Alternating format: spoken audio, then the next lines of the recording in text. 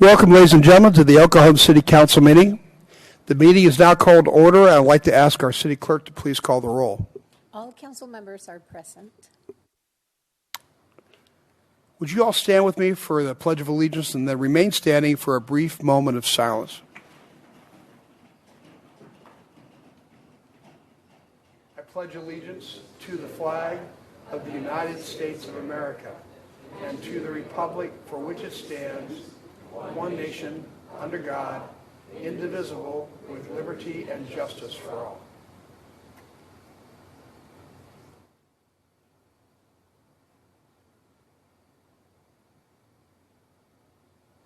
Thank you.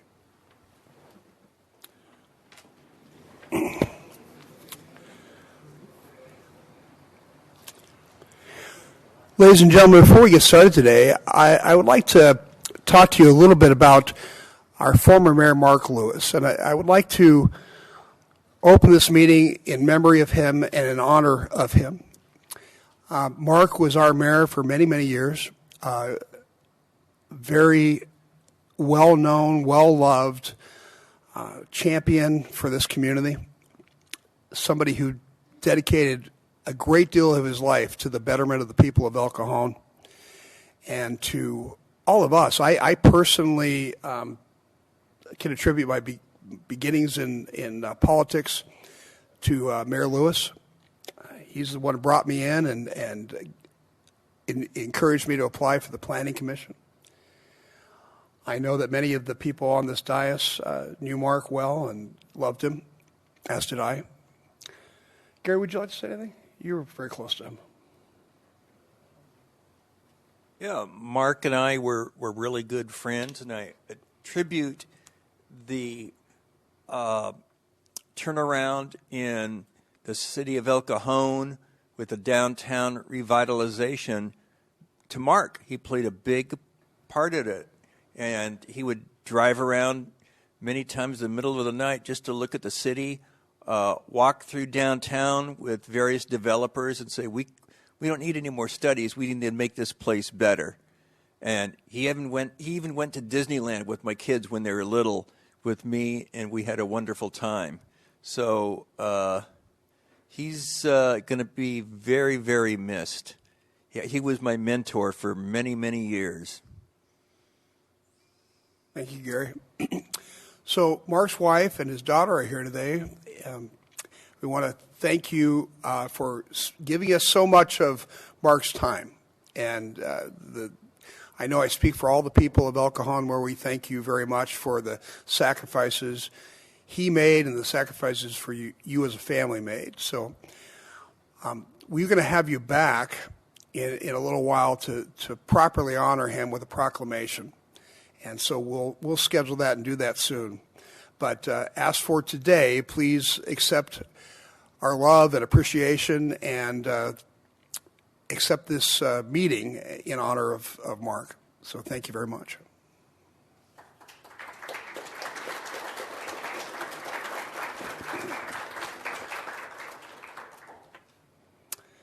Okay.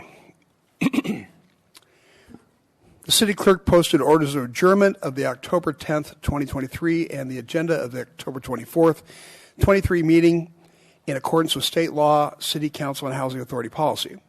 We have one proclamation on today's agenda. I'd like to invite Sarah Diaz, Director of Information Technology, to the podium to accept the proclamation, which I will read.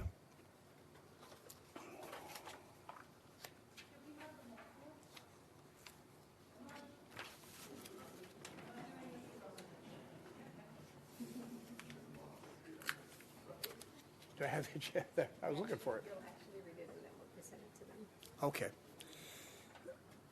So, Sarah, you're going to get this, but I have to read it because I didn't memorize it. So, whereas the fields of information technology, IT, and geographic information systems, GIS, stand as the cornerstones of the digital age and the geospatial revolution, playing an indispensable role in advancing innovation, driving progress, and enhancing the quality of life for people across the globe, And whereas IT professionals demonstrate unwavering commitment, expertise, and ingenuity in developing, maintaining, and safeguarding the intricate web of systems, networks, and applications that underpin our increasingly interconnected world, from cybersecurity to cloud computing, from software development to data analytics. And whereas GIS professionals harness the extraordinary power of geospatial data, mapping technology, and spatial analysis to address a wide spectrum of complex challenges that rely on the deep understandings of location-based information, and whereas the indispensable work of IT and GIS professionals extends far beyond mere technology, their collective efforts inform critical decision-making processes, promote environmental sustainability, assist in disaster preparedness and response, enhance healthcare outcomes, support smart urban development, and ultimately contribute to the well-being and prosperity of our communities. And whereas the seamless collaboration between IT and GIS professionals enables us to integrate technology and location intelligence to transform industries, revolutionize research, optimize resource allocation, and create more efficient, equitable, and resilient societies. And whereas the celebration of IT Professionals and GIS Day is a momentous occasion to honor the dedication, skills, and innovation of those individuals who tirelessly strive to improve our lives, advance our understanding of the world, and ensure the continuous operation of systems that have become integral to our daily existence. Now, therefore, I, Bill Wells, Mayor for the City of El Cajon, together with the City Council, do hereby proclaim the 24th day of October, 2023, to be IT Professionals and GIS Day in the City of El Cajon.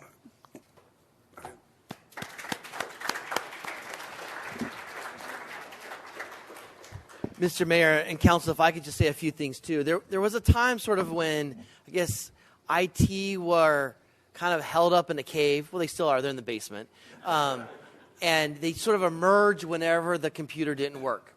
But our IT team is far more than that, because the things that the council has implemented in the last few years to engage with our public is 100% supported by IT.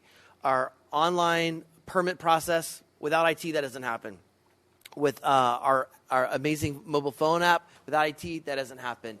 All of the intelligence-led policing that we monitor and run, that doesn't happen. All the work orders that we do in the field doesn't happen with IT. So I just wanted to let the council know how important these 9 folks, there's 8 in front of you, but there's 9 on the team, how important they are to the entire community. It's not just supporting people that work at City Hall.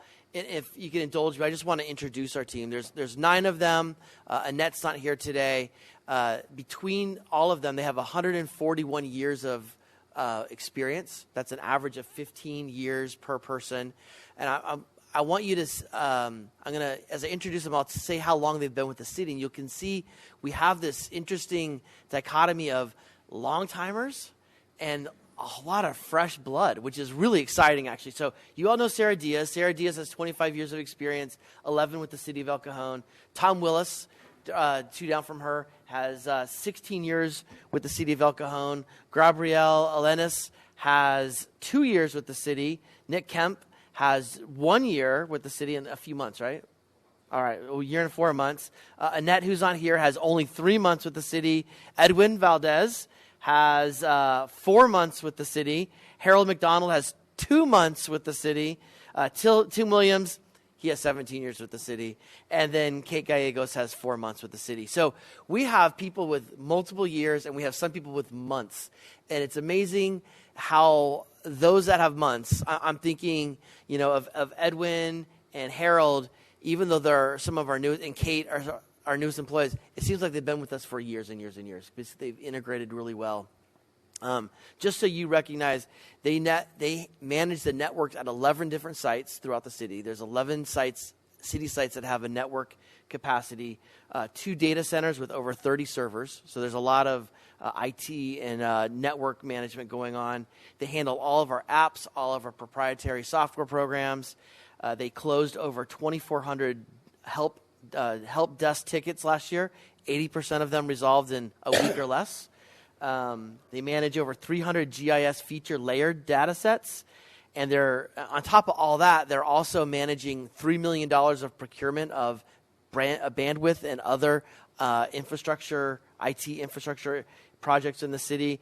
And with all this work, they received the Top Tech San Diego Award for Government in 2022. So they are not only amazing, but they're also award-winning. So thank you guys. I really appreciate all you do to support all of us.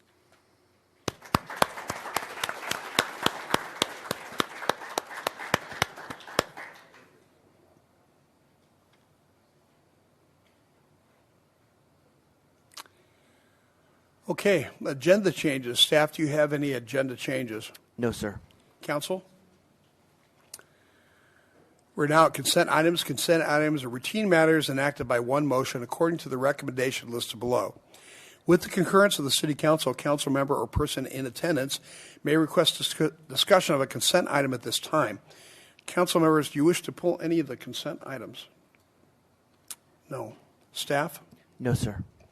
I'll make a motion then to approve the consent items. Please vote.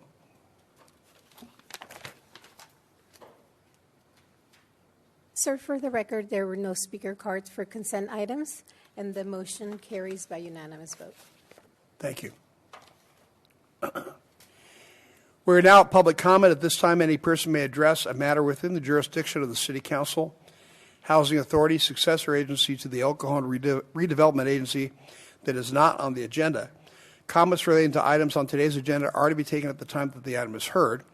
State law prohibits discussion or action on items not on the agenda. However, City Council and Housing Authority members may briefly respond to statements or questions, and an item may be placed on a future agenda. Angela, do we have any speaker cards for public comment? We do, sir. We have 3. The first one is from Jose Saavedra and Edith Hernandez.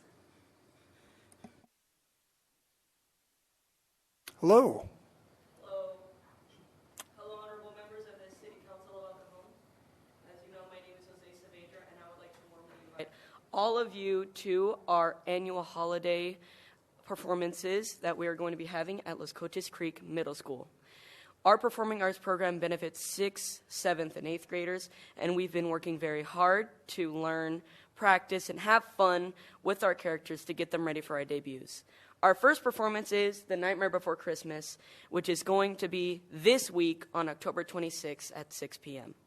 Our second performance is going to be Buddy's Journey on November 9th at 6 p.m. as well. Both performances will be located in the gym at Los Coches Creek Middle School. And also I would like to say I really love performing. It's my favorite subject. You know, it's very nice to express yourself in a way that you never thought was possible.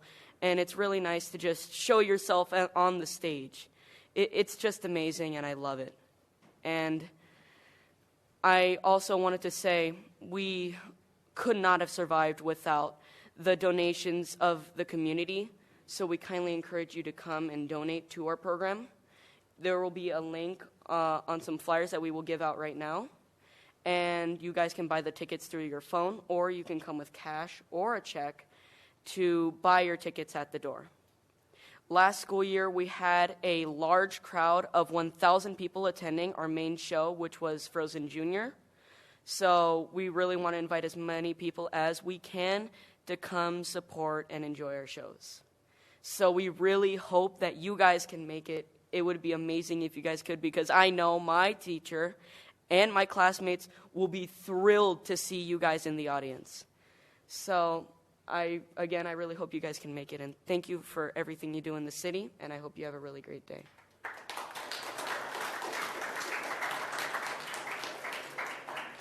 I think he's a graduate of TEDx Talks, is he not? I think I recognize him. Well, It's pretty good. the performing arts clearly has helped you in your public speaking. You just came up here and just started talking like you knew every one of us. So that's great. All 3 of my boys were in performing arts, and all 3 of them got accepted to UCs, and my oldest son actually runs a studio up in Hollywood, and he credits his experience in the performing arts with his success. Congratulations on your kids, you know, and also that's really cool. I just wanted to say that's amazing, and yeah. And is there anything else that you guys would like to say? for it. I can see how performing arts has given you skills and confidence to do public speaking. The number one fear of most adults is public speaking. And you seem to have mastered that already. So all I can say is, wow, great job. Well, I mean, it's thanks to performing arts and my teachers encouraging me to be confident and to speak out loud to people. You know, it's just amazing how far I've come, and when I look back on it, I just feel really amazing, and I feel thankful for the teachers that I've had. Jose, what grade are you in now? 8th grade. 8th grade. Because you've gotten taller. You probably put on, about 6 inches? Since last year, you did the TED Talk announcements. You did the Christmas program over at ECTLC.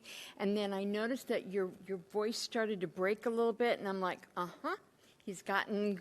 Growth spurts hitting. Yep, growth spurts coming. Well, congratulations. You're doing a wonderful job out there. You're very confident, and we need more confident young people in this world. And I hope that I can fit at least 1 or 2 of the performances into my schedule. Thank you so much. All right. We'll see ya. All right, then. Thank you. Quick question. What part do you have in the play? I'm going to be in Buddy's journey, and I'm actually going to be Buddy the Elf. Oh, okay. So, there we All go. right. You guys will be seeing me on the stage. Happy Christmas. All right. Yep. That's right. Thanks. All right. The flyers will be given out right now. Oh, great. Appreciate Thank you guys that. so much.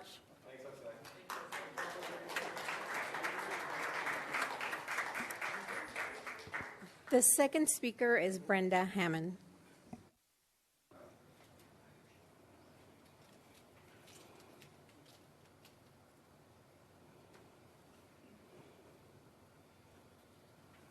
Hey, Brenda. Hello.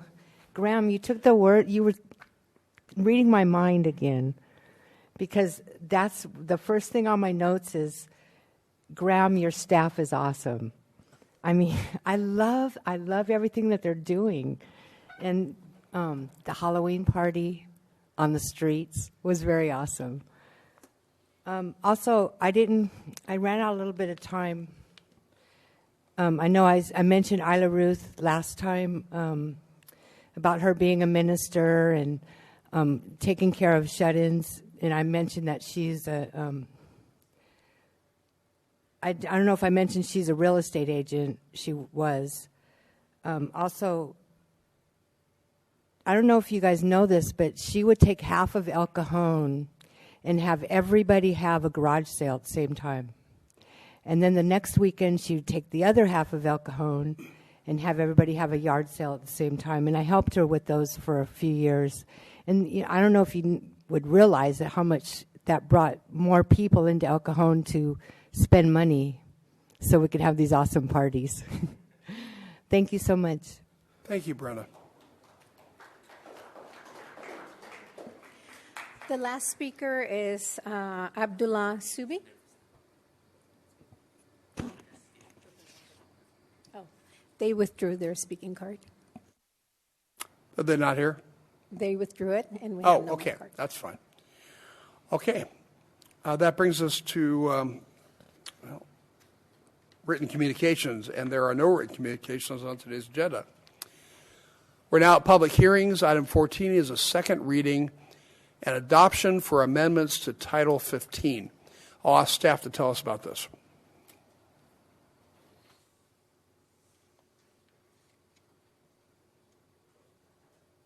Hello. Hello, Honorable Mayor, Vice Mayor, and council members. My name is Andre. I'm the building official for the city, and we have this ordinance to amend the fire code that'll give more flexibility to approve infill projects in the city, and additionally correcting references to other appendices in the municipal code. And it's recommended to approve the ordinance, and if you have any questions, we'll be happy to answer them. Okay. Thank you very much. Let me see. Are there any questions? No. Thank you, sir. Thank you. All right. The public hearing is now open. Angela, do we have any speaker cards? We have no speaker cards, sir. Then I'll make a motion to close public hearing. Please vote. Motion carries by unanimous vote. Angela, would you please recite the title? The title reads, an ordinance amending section 15.04.105 of chapter 15.04 and sections 15.56.010, 15.56.070, and 15.56.080 of chapter 15.56 of Title 15 of the El Cajon Municipal Code, adopting amendments to the California Building Code 2022 edition and the California Fire Code 2022 edition by reference. Thank you. May we please have a motion then? So moved. Please vote. Motion carries by unanimous vote. We have 3 administrative reports on today's agenda. Item 15 is a legislative report, which we always look forward to. And I'll ask our Assistant City Manager, Vince DiMaggio, to please tell us all about this.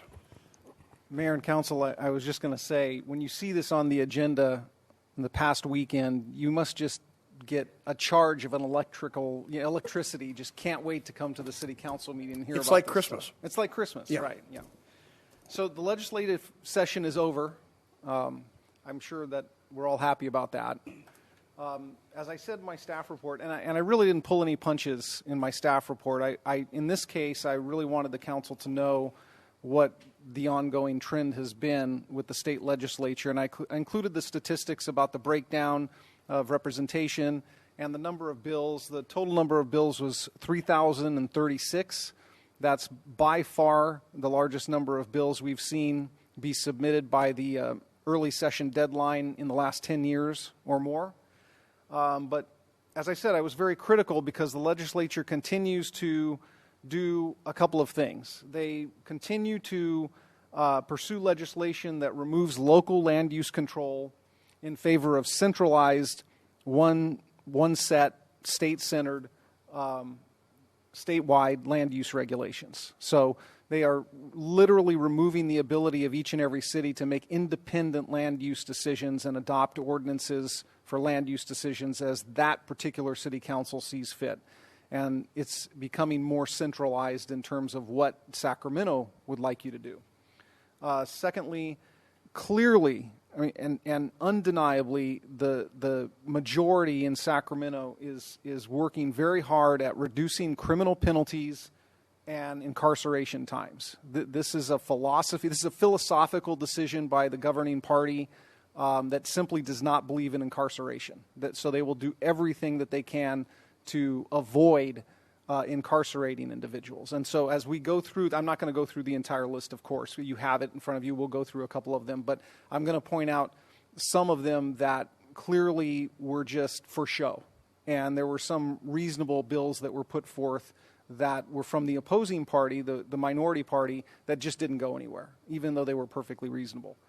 And lastly, they're really faking it when it comes to doing something substantially at the state level about homelessness and the fentanyl epidemic. We'll get into a couple of those as well.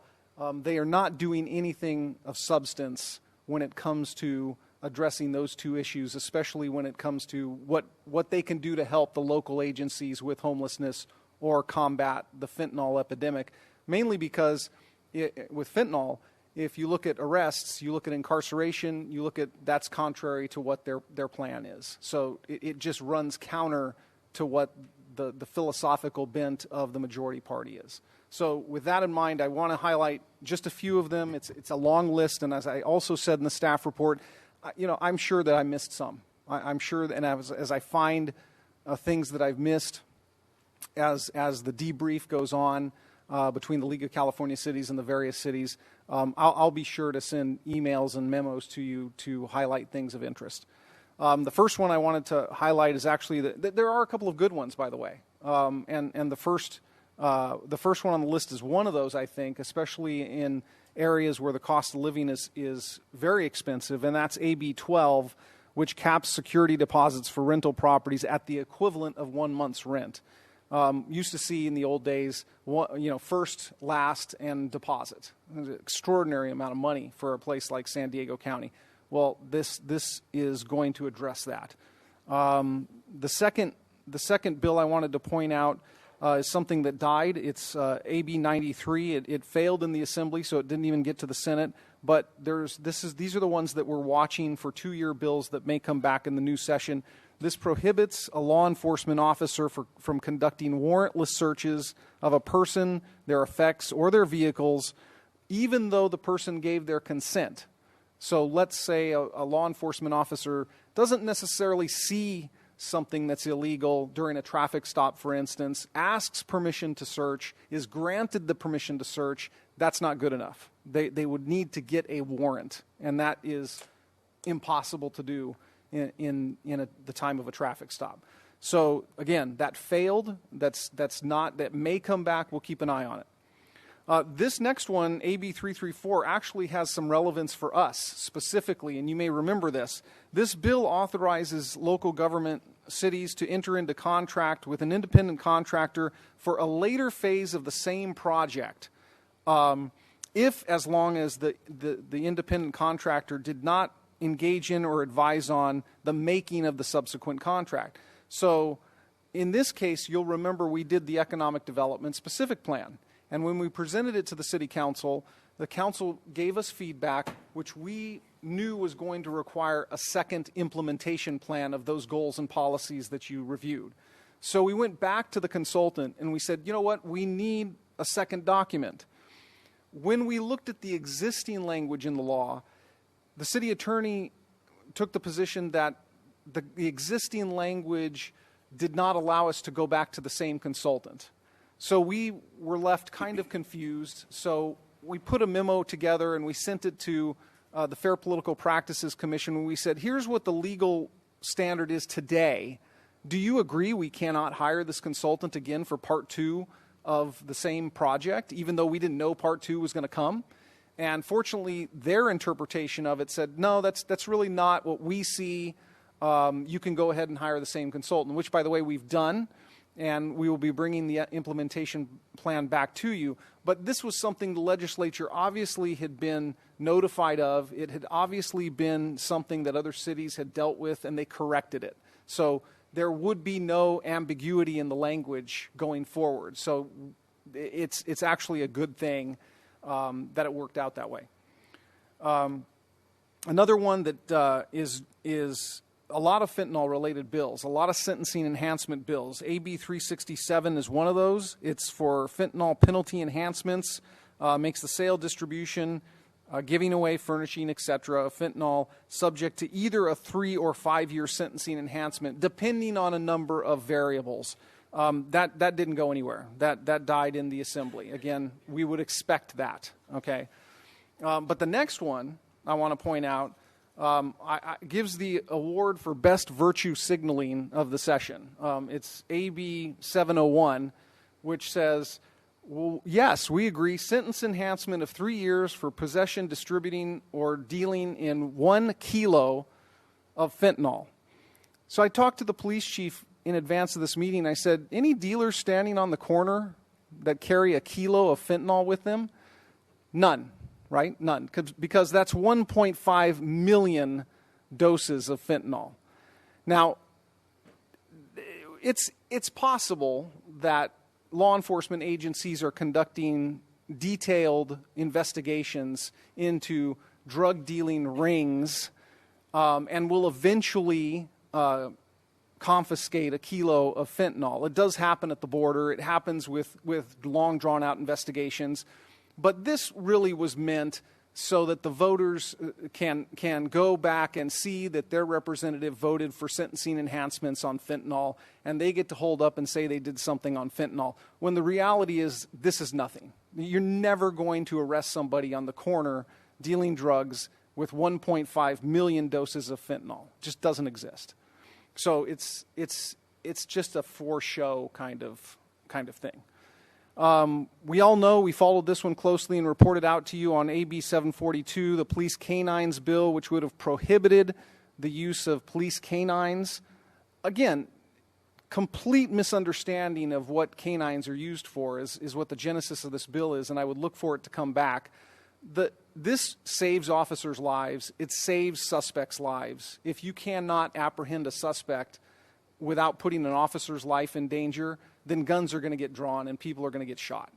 Okay, there's not been any. I think there was a total of 7 recorded canine bites that required significant treatment in the state of California in the previous year. So it's not. This is a proposal or a bill looking for a problem. So we'll look for this to come back. I think it will. This was the reasonable fentanyl bill, AB 1058. Of course, it's reasonable, but unfortunately it came from the minority party, so that means it was going to die no matter what. It increases the penalties for drug trafficking of fentanyl, an analog of fentanyl, or a substance containing fentanyl in the amount of 28.35 grams, which is about 50 doses. Now, that's reasonable. You could theoretically arrest a corner drug dealer with 50 doses of fentanyl. It's a small enough amount of drug for per dose. Then, yeah, sure, we can find somebody with 50 doses. So this was a very reasonable one that didn't go anywhere. AB 1490, this was passed and signed. Affordable housing, adaptive reuse. Adaptive reuse refers to a commercial building that is going to be converted to residential. But this has some significance because the bill requires, does not recommend, it requires that any local source of funding be used for the development of affordable housing in an adaptive reuse situation as an eligible funded project. So that has implications for our CDBG program if a developer were to come in and propose to reuse a commercial strip mall, for instance, convert it to residential. They automatically are given funding to, if it's an affordable project, they're automatically given funding because it's an adaptive reuse project. So we have to see how this is going to play out, but it is potentially very significant for some of our affordable housing programs. AB 1708, this did not go anywhere, but it was an attempt to amend Prop 47 by requiring a person convicted of petty theft or shoplifting with 2 or more prior convictions, which a lot of them have, to be punished with imprisonment. Again, incarceration, that's not going to go anywhere. So this did not go anywhere. SB 4, something that we've experienced here, is known as the Yigby Bill, which is otherwise Yes in God's Backyard. This makes affordable housing projects a by right use, no CUP, no anything, on land owned by religious institutions or institutions of higher education. So this could potentially be a positive bill if administered correctly. It was adopted and signed by the governor, so it will be law January 1. And we have an example of it here in town that's successful, that Mr. Goebel was involved in. So this could be something that is a way of providing a source of housing for the homeless. I just want to go into a few more. SB 50. This would prohibit a police officer from stopping a vehicle just for some sort of low-level violation. And I would expect this died. This was approved in the Senate, so this was an SB 50 approved in the Senate, but it died in the Assembly. So I would expect it to come back. This is one of those situations where the law enforcement officer uses his training to pull someone over for a minor infraction, but then finds something else. And that something else is usually drugs or guns or something else that's a higher level offense. Again, this is meant to stop that. So we're likely to see this come back, and we'll have to monitor it. The next one was vetoed, so it's also going to go away. But this is hugely important. SB 81 is a bill where a candidate who has reached their minimum eligible parole date can make a case for relief by submitting a habeas application, which is a habeas corpus submittal is, why are you still holding me, basically. Justify your reasons for still holding me. So if you have served your time and you have reached your minimum eligible parole date, and the parole board says no, you're still a danger, we don't like it, that can then be appealed to a judge. And the judge only needs to use a preponderance of the evidence, which is the lowest standard lowest evidentiary standard, to determine whether the parole board was wrong, so can overrule the parole board. So let me give you a practical example of this. What if you had a serial killer who killed people 50 years ago and was caught, was in jail, has been a model prisoner, okay, taught people how to read, worked in the prison, has really turned himself around for 50 years. But the parole board is still a little concerned, so they deny his parole each and every time. He could actually file a habeas petition, a habeas writ, to the court, and a judge can overturn the parole board and release him.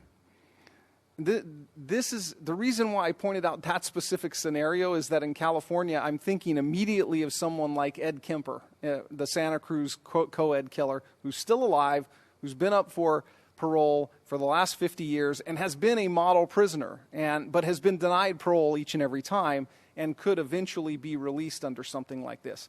The reason why it was vetoed is because the governor has higher office aspirations, and he cannot be seen to be signing off on something like this. But I think in the future we need to be very, very concerned about something like this bill, and I would assume that something like it will come back shortly. SB 94 is a bill that would that died in the Assembly but approved in the Senate. So again, it's getting through one body but not the other, and that eventually those walls will break down, and so we'll look at it getting approved in both places. So this is a bill that would authorize individuals serving a sentence of life imprisonment without the possibility of parole for a conviction in which one or more special circumstances were found to be true, to petition to recall the sentence. Okay, so again, you can serve your time under certain circumstances, and you can be released, is essentially what this is. So again, it's all part of the philosophy to lessen incarceration and put people back out on the street, one way or another. SB 237, this was what's called the Republican version of the sentencing enhancement for fentanyl. It straight across the board, it would increase sentencing for fentanyl dealing from 3 years to 7. That's not going to go anywhere, of course. That's just was dead on arrival. And it didn't even get out of the committee. Okay, wasn't even given a debate on the floor. So it didn't make it. SB 325 also died in committee. This was another fentanyl sentencing enhancement bill. But this one angered a lot of people, because this one was a sentencing enhancement for dealing fentanyl when it was packaged to look like food or candy, which has been the most common way we've seen fentanyl infiltrate schools, looking like candy, looking like something that, is attractive and colorful. And a big deal was made about this in a news story that was about 6 or 7 months ago. But this didn't even get out of committee either. Again, it's part of the whole no more sentencing enhancement kind of thing. The last two I want to highlight are going to be things that you're going to vote on. These are going to be on the ballot. The first is called the Taxpayer Protection and Government Accountability Act, and this essentially requires a 2/3 vote for any tax increase of any kind. So right now, if we put on the ballot, or this council decides to put on the ballot a specialized tax, let's say a public safety tax that does nothing but serve public safety, that's one very specialized tax, so it requires the 66% plus one vote.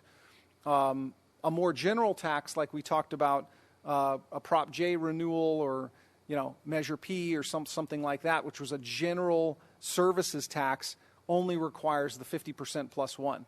This would make every single effort to raise taxes in city government subject to a 2/3 vote.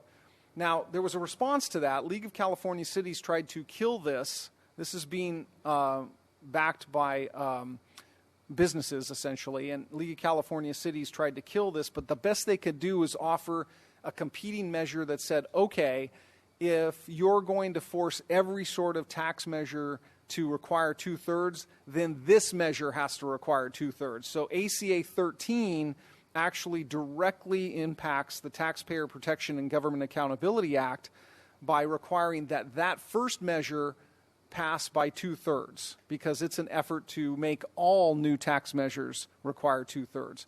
So if the first measure doesn't pass by 2/3, then it fails. Then ACA 13 becomes, it doesn't matter at that point.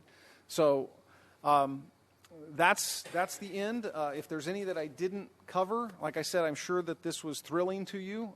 If you're not going to walk out of here crying, I'll be happy to answer any questions. Questions? Go ahead.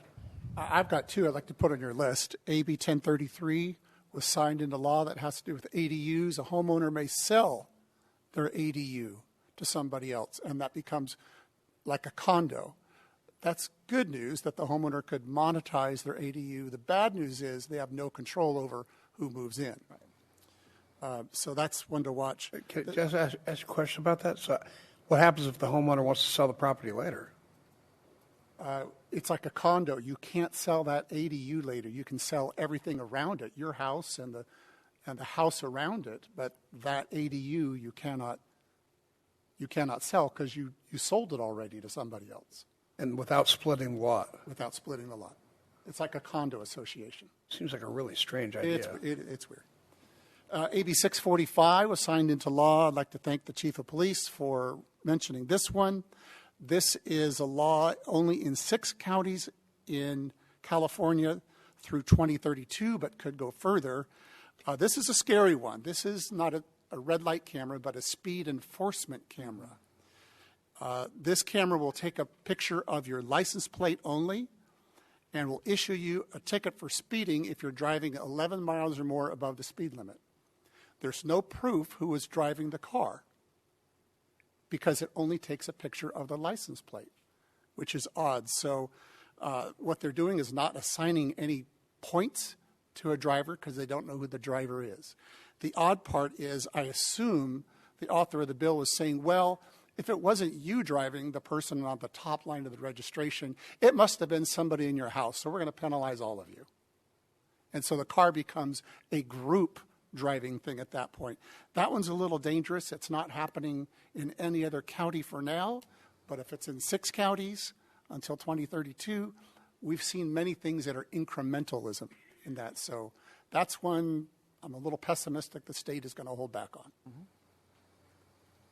I had a quick question. Thank you, Vince. You've uplifted my spirits immensely. AB 1490, the Affordable Housing Adaptive Reuse. A lot of the times in the legislature, we've seen a contingency saying that there has to be a prevailing wage requirement for these types of bills. Is there a prevailing wage requirement in this one? I would have to go back and look, but my assumption is that if they did qualify then for some sort of funding from the local government, that would trigger prevailing wage law. So without giving you a for sure, I would have to say yes, based upon current law, it probably does. And it's 100% affordable housing. It's not mixed. That's right. Okay. And then one I want to put on your list, SB 43, the changes to the conservatorship laws in California, people being designated as gravely mentally ill.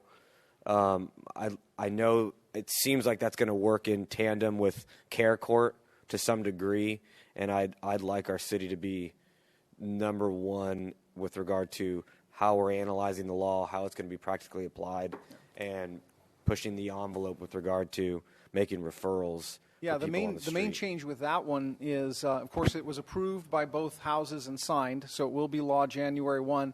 And one of the important changes there, it changes the hearsay law. So it basically allows a doctor to come in, testify before the conservatorship hearing, and actually attest to the condition of the person subject to the conservatorship without that testimony being considered hearsay. So that's what really gives the strength to the piece of legislation, because you get a professional to come in and say, well, this is why the conservatorship needs to happen, because this person is X, Y, or Z. Right, based off of the physician's diagnosis. Right. Thank you. Could we get a full list of the changes of that law? Yes, absolutely. Brings forth? Yeah, I appreciate that. Anybody else? Vince, thank you. You're welcome.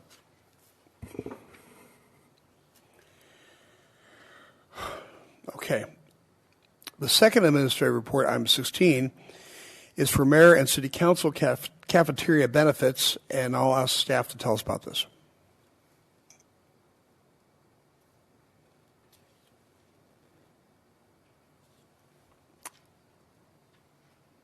Hi, Marcel. Hi, good afternoon, Mayor and council members. I'm here to bring forth the report for the City Council cafeteria review. So that is the benefit allotment for your monthly health benefits. And just like prior years, we are recommending alignment with the municipal employee groups as well as the other miscellaneous groups of $14.50 a month. So that is $100 more a month per year starting January 1 of 2024. And I'm here to answer any questions. Any questions? Has it been the policy generally that the mayor and council's cafeteria benefits align with the rest of the staff? Have we done that? Yes, in recent years we have done that. So every time the municipal employee groups have gotten an increase, we align that with the municipal employee groups. All right. Appreciate that. Thank you. Okay, let me go back here a second. Are there any public comments on this? No speaker, sir.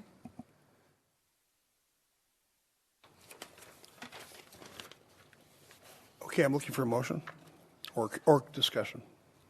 I'll make a motion to approve. All right, please vote.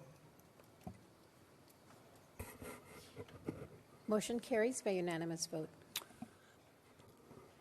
Before we go to the last administrative report and before all the kids fall asleep, I just, where are you guys from? All, the students, Valhalla. And you came here because this would be a fun thing to do on Tuesday afternoon, or they forced you, yeah, okay. What's that? Oh, good. And the good kids from Steel Canyon wanted to come here. No? Okay. Now, thank you all for attending. We appreciate it. All right, the last administrative report, item 17, is for the Small Business Revolving Loan Program, and I'll ask our city manager to tell us about this. So, Mr. Mayor, I'm not quite sure why you felt that students would fall asleep right before my report was given. So I don't know what you're saying there. So, well, I didn't want it to happen to you and have it be your fault. That's fair. Okay, that's fair. Well, I won't be very long on this one. One of the tools that local governments have in their, I guess you call it their economic development quiver, is the idea of a revolving loan fund. And typically a revolving loan fund is set up by a group of municipalities or government agencies and a couple banks, and they lend out money, usually micro loans, smaller than typical loans, to businesses that would otherwise not qualify. Either they're brand new or they don't have a revenue history. And these revolving loan funds, as the monies come back and loan payments are then recycled back into other loans. And what makes these profitable or at least functional is that there's not a need for a return on investment. There's no shareholders behind that have to get their income. It just has to break even, and that money can keep revolving back and going through and through and through. So staff recently attended a meeting with the Assistant Secretary of Commerce over the United States Economic Development Administration. Her name's Alejandra Castillo. And during that meeting, we learned about a lot of different federal grant opportunities, including the ability to create a revolving loan fund, and for every dollar locally contributed, the EDA would contribute $1 as well.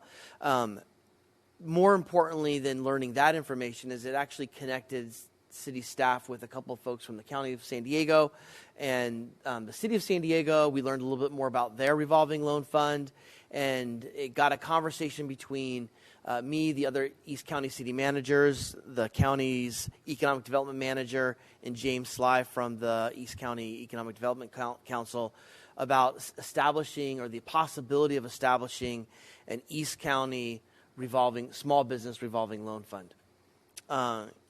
Mr. Sly believes that if the cities of East County and the government, the county as well, could come up with $500,000 in funding, that money can then be matched with a lot of different sources, including from the EDA, Department of Agriculture, SBA, some other banks that are required to do some micro community lending. That $500,000 pool could grow to that of $7 million loan fund, which is substantial and would be enough to get a legitimate program operating. One of the challenges to any of these programs is who's going to go first, because there has to be some level of commitment in order to go out and further the conversation and tell these other funding sources that we're serious about it. And so when I heard that, I thought the city of El Cajon has been a leader in East County, and I think there's some value in that. And I would recommend that the city council consider us being one of the first to commit money to this. I would recommend that we commit $300,000 of the $500,000 that we need to raise locally. The other $200,000 would come from the county of San Diego and the other 3 cities. In talking to them, it sounds like that's something that they've all agreed to or they could be on board with. But I think they're waiting for our leadership to take the first step. What I would recommend at this time is we're not looking for a budget amendment, really more feedback on whether this is something you would like the city to pursue. If that's the case, we'll come back at a later date with an actual budget amendment and to technically allocate that money to this fund for whenever it is created. But a positive feedback from the city council would allow us to take the next steps to try to secure other funding from our other neighboring cities. So with that, staff's here to answer any questions that you may have and get some direction from the council. Great. Council, any questions? Gary? Well, sounds like a good idea to me. 300,000 might get you 7 million, and our small businesses could certainly use the money. And I like the idea of it coming back to the fund when they pay it off. So I think this is great. Do you see the $300,000 as a one-time outlay, or would you see an annual outlay needed? I would see it initially as a one-time fund. Typically, when you have a fund, there's actually 2 different funds. There's a capital, the lending fund, the pool fund, and then there's sort of an operational fund. And at some point, once the money gets lent out and starts coming back in, the interest from that actually will fund the operations. But I think the first $7 million would be enough to not have to require annual contributions. But in a lot of places, like the San Gabriel Valley up in LA County has one, there's a very minor contribution from every city just to kind of keep it alive. But at this point, I don't think that's being contemplated. It's just a one-time investment. So I'd suggest that's an appropriate use of our reserves, since that's kind of a one-time pool of money. My second question would be, the people of El Cajon would probably say, hey, if we're contributing 300 of the 500,000, we want to make sure that we get the lion's share of money available to lend for our residents. If we're backboning this thing, is there some kind of language that we could put in, something somewhere that a city that contributes $50,000 doesn't get half of the loan funds? Yeah, you see what the concern of the people would be? Clearly, we're not that far down the pike, but however, most of these loan funds have that type of language in there. Those that contribute the most also get the biggest bang. That'd be great. Thanks. I love the idea, considering that the city is working to establish the business incubator, which we approved. That being said, I love it. I had a couple questions, Graham. These programs, I'm assuming that the interest rates are fixed based off of federal policy, similar to SBA loans, or? Well, yeah, there would be an SBA link to it, but since it's our own revolving loan fund, I think we have a little bit more flexibility. So it would be below market interest rates, because otherwise some of these banks could go out and just get their own financing. That's great. So they are. I mean, you just have to know they're higher risk than typical. They're not as a high interest rate, but in part, you're trying to create an opportunity for the business to grow, not to hamstring them on a loan payment. And so, and again, a lot of these are micro loans. $15,000 for an engraving machine. These types of lending practices. So it is a little riskier. There's an anticipation of loss of funds, but you also go into it knowing that. Yeah, and would it be for existing businesses or new businesses? I think, first of all, They have to have some kind of whoever's structure, running the right? program, it would be foolish to just lend out money for whatever. There has to be Startup. some ability to pay that money back. And so I think there'd be a lot of startups, but there'd also be small, newer businesses that don't have a long track record, or maybe a new business or a business that's trying to expand in an area that they don't have a track record in. Right. I can see that those would be some of the scenarios that the lending would help.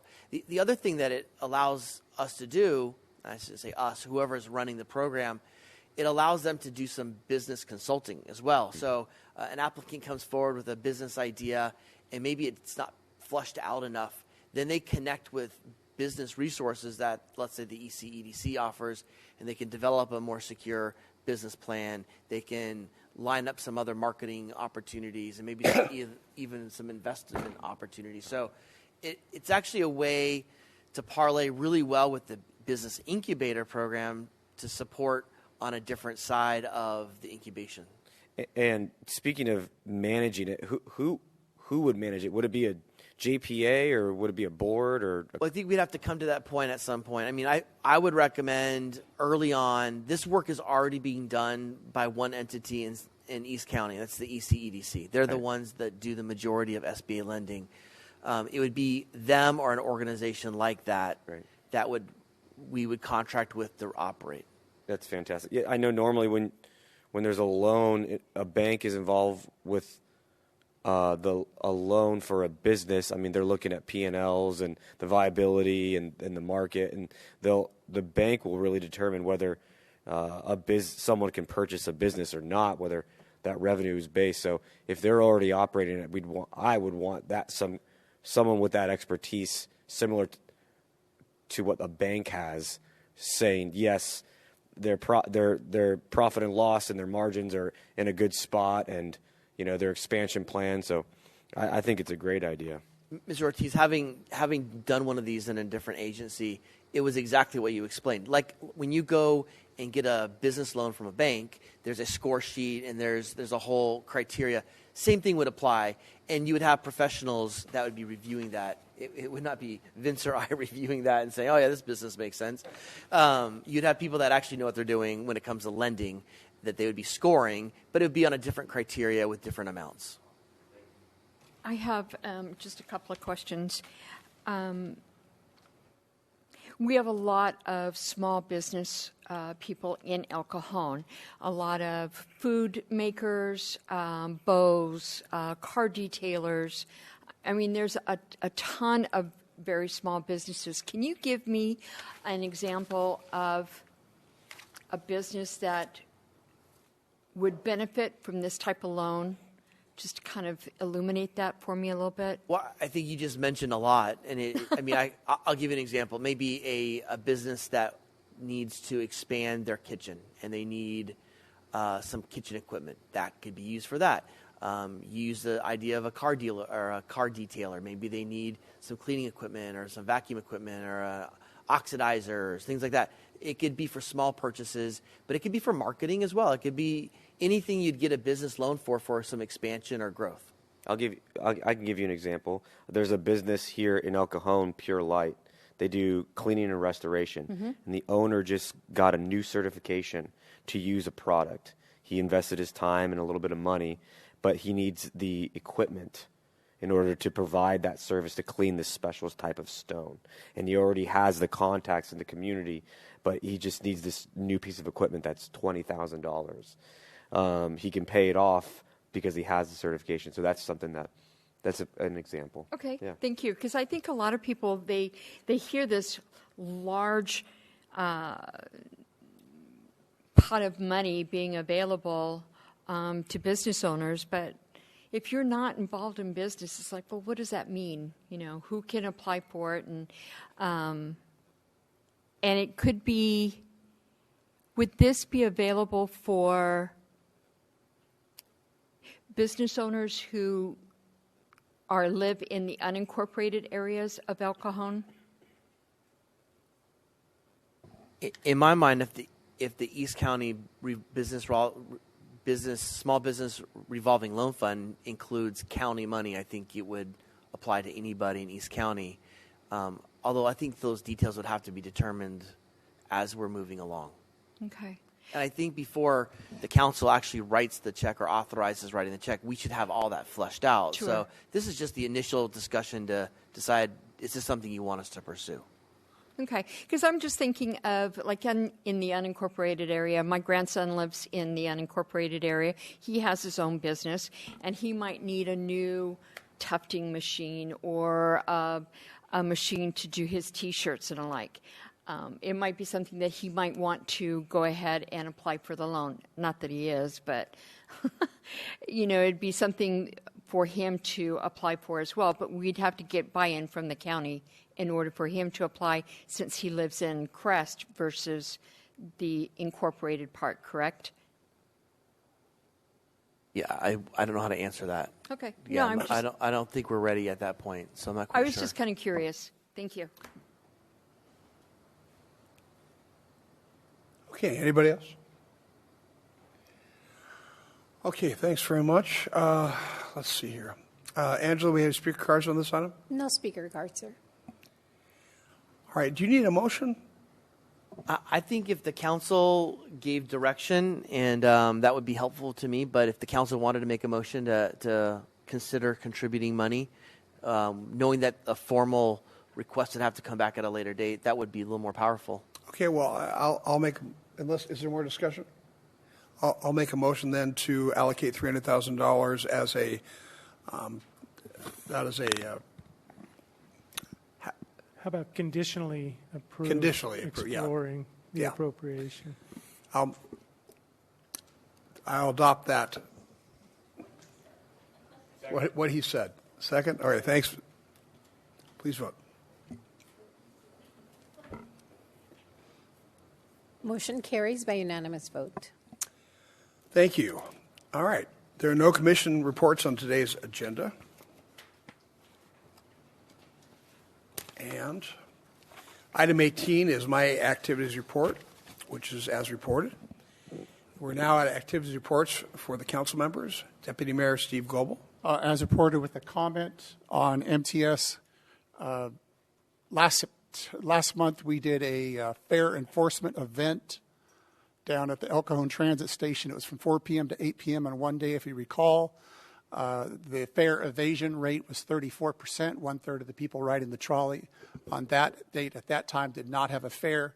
They were detained. They were asked for their name, identification. Those that didn't provide those were escorted into another area for further investigation. We arrested one individual who was from the state of Oregon on the run since May for a parole violation because of his original crime was against a child.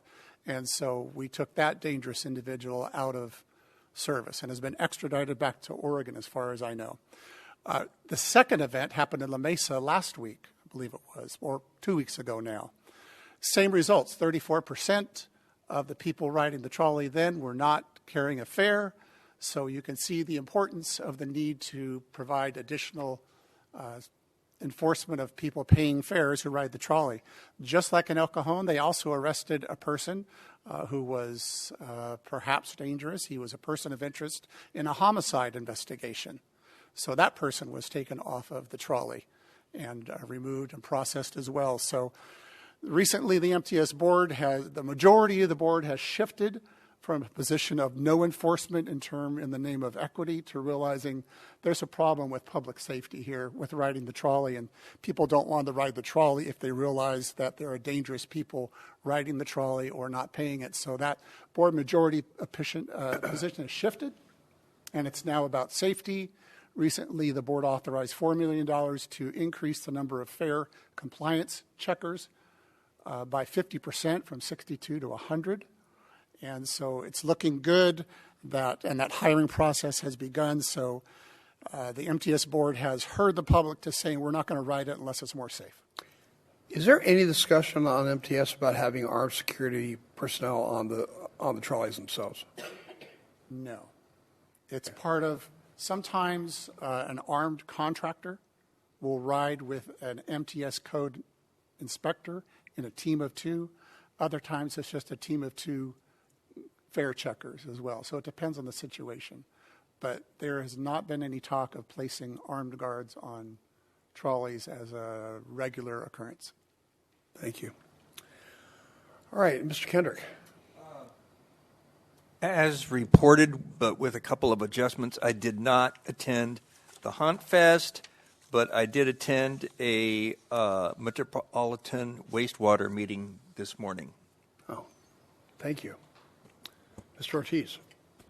As reported, and with an addition, I did attend the Haunt Fest judging.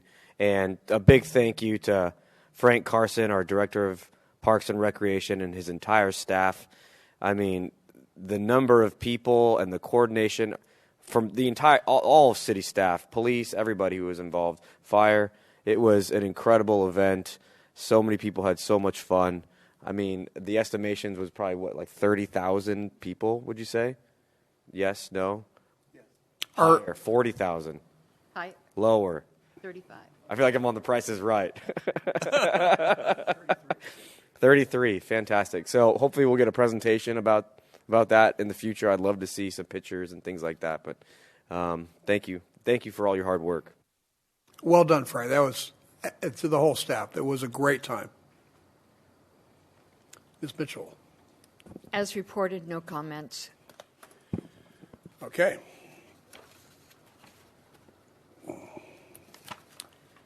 There are no joint council member reports and no general information items on today's agenda. There are no first or second readings of ordinances and no closed session items on today's agenda. So this brings us to the adjournment.